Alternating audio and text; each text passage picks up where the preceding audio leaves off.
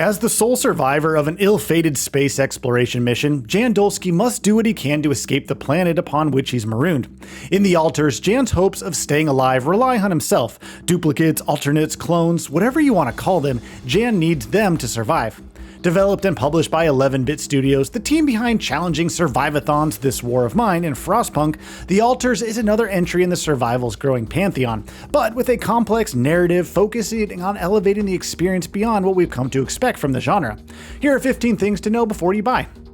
What is it?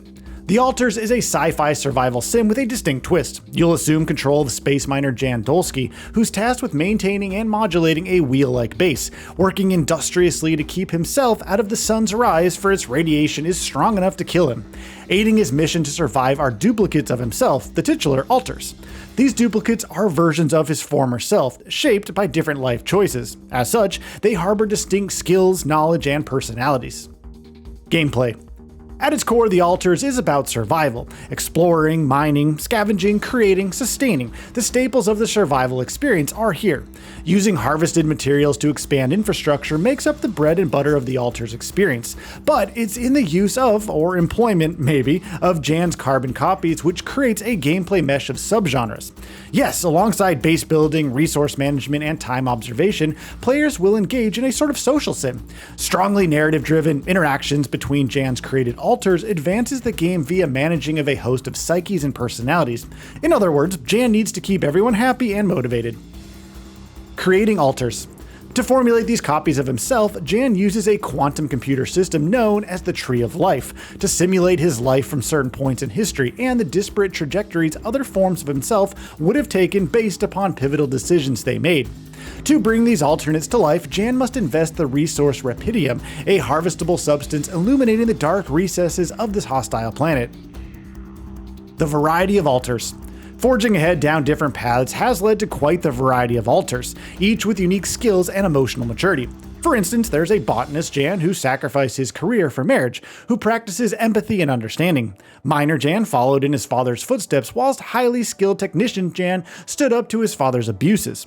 Players need to consider carefully which Jan to create at any given time, as invariably they'll prove useful to solve a particular problem. For instance, a scientist can research more optimum ways to survive the planet's harsh climate, whilst a Jan with a medical background will prove invaluable in maintaining the health of the entire crew. Ramifications of creation.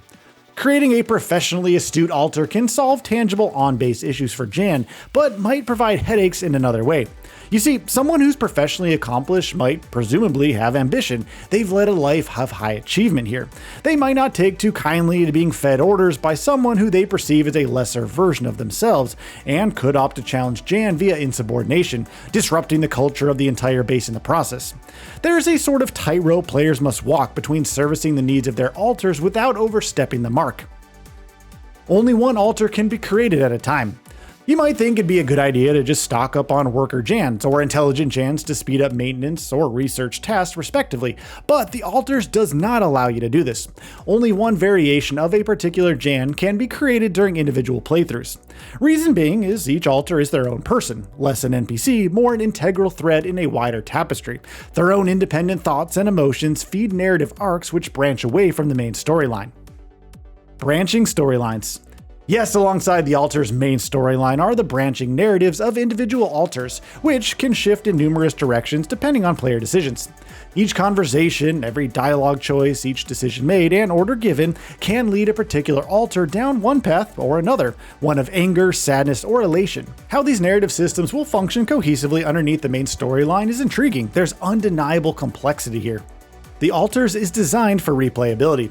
Of course, all this narrative potential can lead players down some unique paths. One person's experience with the game can differ greatly from another's. Chuck into the mix the fact that 11-Bit Studios have confirmed it's impossible to unlock every altar during a single playthrough. Then we have a game on our hands that's designed to be played through multiple times, with wholly different experiences on offer each time.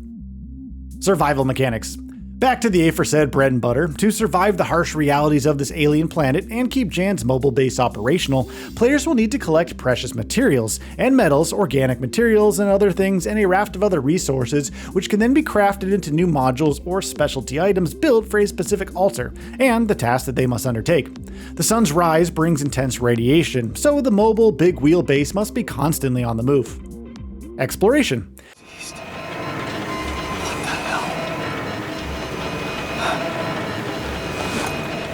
I can do for her now.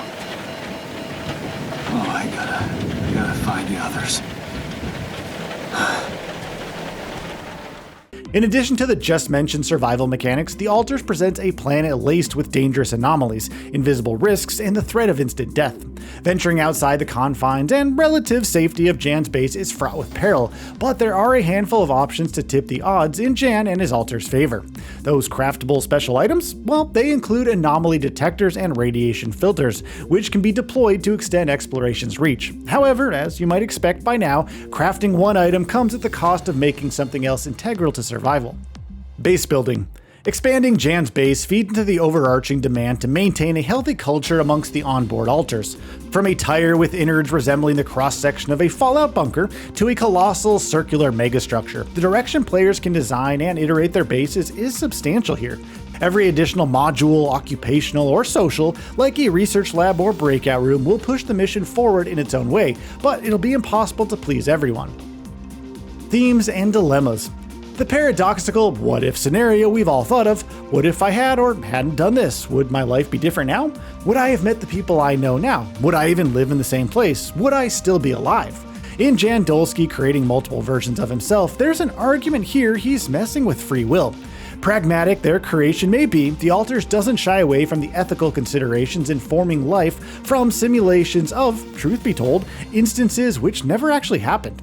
Exemplifying this is an ongoing discussion between Altars as to what will happen to them. If they escape the hostile planet, where will they go? They don't have homes to go to. They don't have family. Does their future have meaning beyond the base? These are interesting conundrums, which, fingers crossed, the game explores to its full potential. Release date, platforms, and price. That was a tough landing. Dolski here. Do you read me? The Altars releases on Friday, June 13th to PlayStation 5, Xbox Series X and S, and PC via Steam. It'll also be available day one via Game Pass, priced at $28.99/$34.99, with a 10% discount available up until release date for PS Plus subscribers. Deluxe Edition. The Altars Deluxe Edition will retail for $39.99/$49.49 and include with the base game is an exclusive in-game outfit, one DLC prepaid, and a digital copy of the game's soundtrack composed by Peter Musial, an artist with scores for This War of Mine, Frostpunk, The Witcher 3 Wild Hunt, and Diablo 4 to his name. PC requirements. Minimum PC requirements for the Altars include an AMD Ryzen 5 1600 or Intel Core i7 6700 processor, AMD Radeon RX 570, NVIDIA GeForce GTX 1060, or Intel Arc A576 Plus GB GPU and 16GB of RAM. The recommended specs demand an AMD Ryzen 5800X or Intel Core i7 8700K processor, AMD Radeon RX 6600 XT, NVIDIA GeForce RTX 2070, or Intel Arc A770 8 Plus GB GPU and 16GB of RAM. 50GB of storage is required here. So, what are your thoughts on this? Go ahead and share them in the comments below. And if you like this video, please subscribe to the channel and enable all notifications by clicking the bell icon to get new video updates. We upload every day and would really appreciate your support. Thanks for watching.